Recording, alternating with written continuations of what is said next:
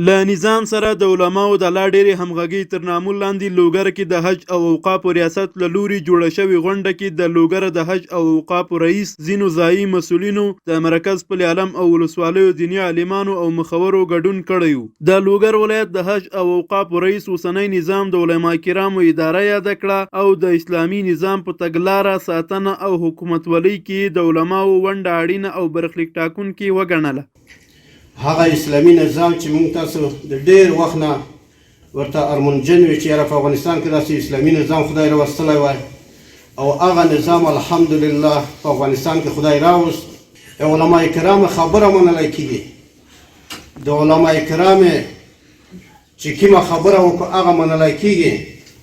د علما کرامو حکومت ته نو دا یو لوی نعمت دی محترم عزتمند دی. په ګډه باندې به انشاءالله العزیز د نظام کارونه مخته بیایو.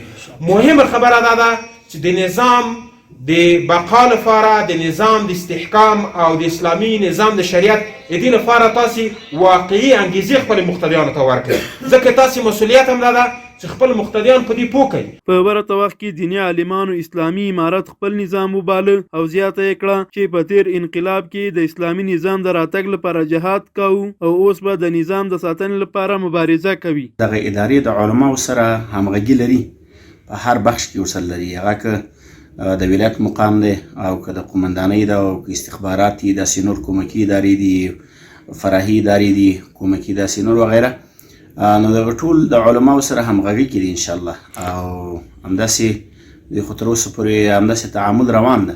دا په داسې حال کې ده چې د تیرې ادارې له لوري د هیواد په لر او بر کې ګڼ شمېر دیني عالمان شهیدان او اسیران شول.